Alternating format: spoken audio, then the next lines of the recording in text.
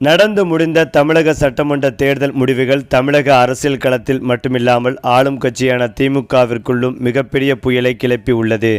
திமுகவின் தோல்வி குறித்து ஆராய திமுக தலைமை கடந்த சில நாட்களுக்கு முன் களத்தில் இறங்கியது.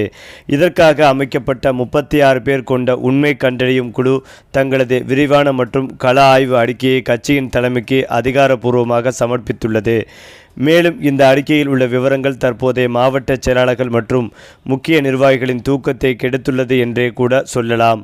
ஒருபுறம் அரசியல் புயல் வீசிக்கொண்டிருக்க, மறுபுறம் திமுக தலைவர் மு.க. ஸ்டாலின் தன்னுடைய குடும்பத்துடன் லண்டன் சென்றிருந்தார்.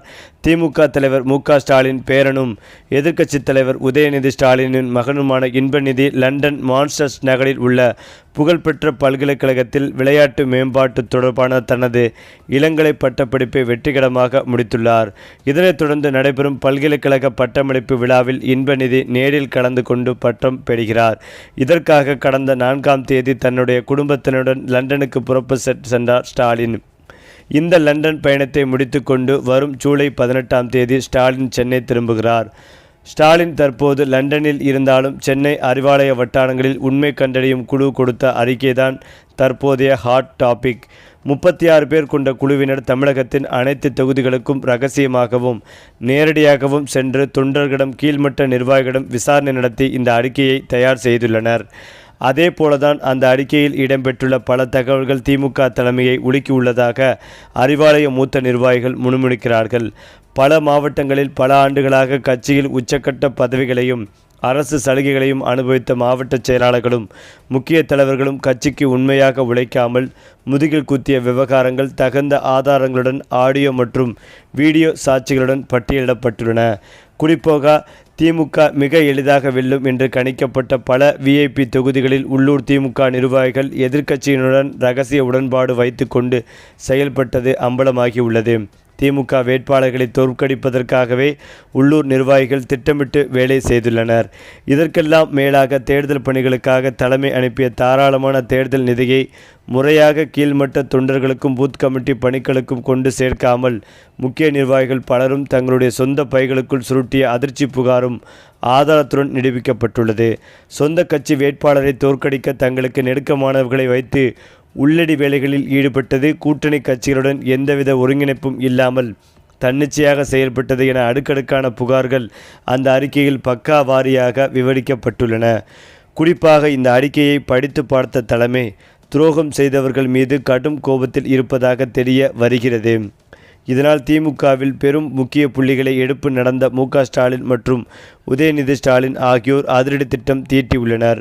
குற்றம் நிரூபிக்கப்பட்ட மாவட்ட செயலாளர்களின் பதவிகளை பறிப்பது, கட்சி பொறுப்புகளில் இருந்து நிரந்தரமாக நீக்குவது என பட்டியல் தயாராகி விட்டதாம்.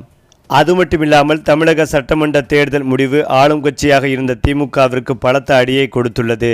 தங்களுக்கு எதிராக பலமான எதிர்க்கட்சி இல்லை, ஈஸியாக மீண்டும் ஆட்சியை பிடித்து விடலாம் என திட்டமிட்ட திமுகவிற்கு அடிமேல் அடியாக திமுக தோல்வியடைந்தது மட்டுமில்லாமல் கொளத்தூர் தொகுதியில் ஸ்டாலின் தோல்வியடைந்தது திமுகவினரை அதிர வைத்தது. இது மட்டுமில்லாமல் ஈஸியாக வெற்றி பெறலாம் என நினைத்த பல இடங்களிலும் படுதோல்வியை திமுக சந்தித்தது. இதனை அடுத்துதான் திமுகவை மறுசீரமைக்கும் நடவடிக்கையில் திமுக தலைமை களம் இறங்கியுள்ளது. அந்த வகையில் திமுகவின் தோல்விக்கு காரணம் என்ன என கண்டறியும் வகையில் 36 பேர் கொண்ட உண்மை கண்டறியும் குழுவை திமுக தலைவர் ஸ்டாலின் அமைத்திருந்தார். அந்த குழு தமிழகம் முழுவதும் அனைத்து தொகுதிகளுக்கும் நேரில் சென்று ஆய்வு நடத்தியது. இதில் கட்சி நிர்வாகிகள் மீது பல புகார்கள் கூறப்பட்டது. மேலும் மாவட்ட செயலாளர்கள் முதல் ஒன்றிய செயலாளர்கள் வரை தேர்தலில் உள்ளடி வேலை பார்த்ததும் ஆவணங்களாக சமர்ப்பிக்கப்பட்டது. மேலும் திமுக தலைவர் ஸ்டாலின் தோல்விக்கு காரணம் தொடர்பாகவும் ஒரு சில முன்னாள் அமைச்சர்கள் மீதும் குற்றம் சாட்டப்பட்டுள்ளது. இந்த நிலையில் திமுக தலைவர் ஸ்டாலின் தன்னுடைய பேரனும் எதிர்க்கட்சித் தலைவர் உதயநிதி ஸ்டாலின் மகனுமான இன்பநிதின் லண்டன் மான்ஸ்டர் நகரில் உள்ள கல்லூரியில் விளையாட்டு மேம்பாடு தொடர்பாக பட்டப்படிப்பு படித்து வந்தார். இந்த கல்லூரியில் பட்டமளிப்பு விழாவில் பங்கேற்க திமுக தலைவர் ஸ்டாலின் கடந்த 4ஆம் தேதி லண்டன் புறப்பட்டு சென்றார். இதற்கு பிறகு கடந்த 15 நாட்களுக்கும் மேலாக லண்டனில் தங்கியிருந்த ஸ்டாலின் திமுக ஆய்வுக்குழு கொடுத்த அறிக்கையை தினம்தோறும் ஆய்வு செய்துள்ளார். இதற்கு பிறகு லண்டனில் இருந்து அறிவாலயத்தை தொடர்பு கொண்டு அடுத்த கட்டமாக எடுக்க வேண்டிய நடவடிக்கை தொடர்பாக ஆலோசனை நடத்தியுள்ளார்.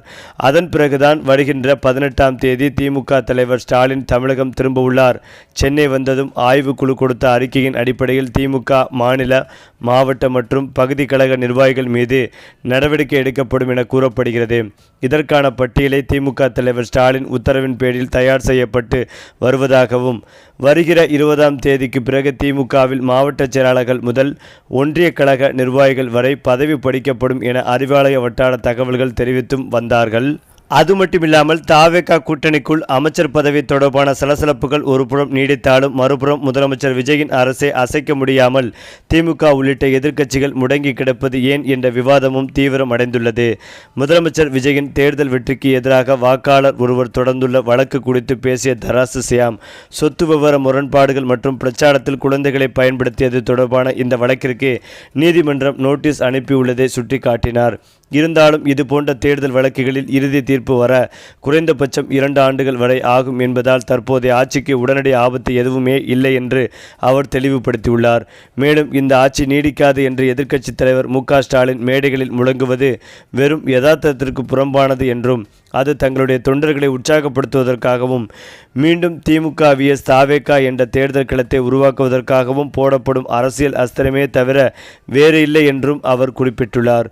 கூட்டணிக்குள் நிலவும் குழப்பங்கள் குறித்து பேசும் போது தாவேகா மற்றும் திமுக ஆகிய கட்சிகள் ஒரே அணிக்குள் வந்து பாஜகவை எதிர்க்க வேண்டும் என்ற திருமாவளவனின் கோரிக்கைக்கு வைகோ, மாணிக்கம் தாகூர் ஆகியோர் முரண்படுவது தற்போதைய கூட்டணிக்குள் இருக்கும் பிளவுகளை காட்டுகிறது என்றார். தேர்தல் முடிந்த பிறகு இதுபோன்ற முரண்பாடுகள் இந்திய அரசியலில் சகஜம்தான் என்று குறிப்பிட்ட அவர், இப்போது மீண்டும் ஒரு தேர்தல் வந்தால் தாவேகா இன்னும் கூடுதல் பெரும்பான்மையுடன் வந்துவிடுமோ என்ற அச்சம் எதிர்க்கட்சிகளுக்கு உள்ளதால் ஆட்சியை கவிழ்க்கும் ரிஸ்கை யாரும் எடுக்க துணிய மாட்டார்கள் என்றும், டெல்லி அரசியலின் நகர்வுகளை கவனித்தே அதிமுக உள்ளிட்ட கட்சிகள் தங்களின் அடுத்த கட்ட முடிவுகளை தள்ளி போட்டு வருவதாகவும் கூறினார்.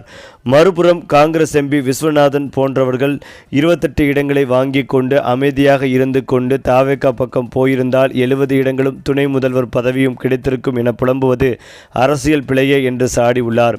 ஆரம்பத்திலேயே தாவேகா தன் கூட்டணி கதவுகளை திறந்து வைத்திருந்த நிலையில் திமுகவோ தங்களுக்கு அது போன்ற சிந்தனையே இல்லை எனவும் தெளிவுபடுத்திவிட்டது. இந்த நிலையில்தான் திமுக முன்னாள் அமைச்சர் மனோ தங்கராஜ் மற்றும் அவருடைய உதவியாளரின் செயல்பாடுகளால் அதிருப்தியடைந்து கன்னியாகுமரி மாவட்டத்தைச் சேர்ந்த பல நிர்வாகிகள் மற்றும் தொண்டர்கள் கட்சியை விட்டு விலகி வருவதாக திமுக நிர்வாகி ஒருவர் வேதனையுடன் தெரிவித்துள்ளார். இது தொடர்பாக அவர் வெளியிட்டுள்ள ஒரு பரபரப்பு வீடியோவில், மாவட்டத்தில் நிலவும் உட்கட்சி பிரச்சனைகளை இவர்கள் இருவரும் சரியாக கையாளுவதில்லை என்றும், கட்சியின் அடிமட்ட நிர்வாகிகளை சற்றும் மதிப்பதில்லை என்றும் மிக கடுமையான குற்றச்சாட்டுகளை முன்வைத்துள்ளார். மனோ தங்கராஜின் இத்தகைய போக்கின் காரணமாகவே பல முக்கிய நிர்வாகிகள் திமுகவிலிருந்து தொடர்ந்து விலகி ஓட்டம் பிடிப்பதாகவே அந்த வீடியோவில் அவர் சுட்டிக்காட்டி பேசியிருந்தார். இந்த தவறுகளை கட்சியின் தலைமை உடனடியாக தலையிட்டு சரி செய்தால் மட்டுமே இனிவரும் காலங்களில் கன்னியாகுமரி மாவட்டத்தில் திமுக பலம் பெற முடியும் என்றும், இல்லை என்றால் கட்சிக்கு பின்னடைவு ஏற்படும் என்றும் அவர் அந்த வீடியோவில் பதிவில் வெளியிட்டுள்ளார் என்பதும் குறிப்பிடத்தக்கது. அது மட்டுமில்லாமல் எதிர்க்கட்சி தலைவர் ஸ்டாலின் அவர்கள் சென்னை திரும்பியதும் அண்ணா அறிவாலயத்தில் ஆலோசனை கூட்டம் நடத்தி மனோ தங்கராஜ் அதிகாரப்பூர்வமாக திமுகவிலிருந்து நீக்கப்படுவார் என்ற அதிர்ச்சி தகவலும் வெளிவந்து கொண்டிருக்கிறது.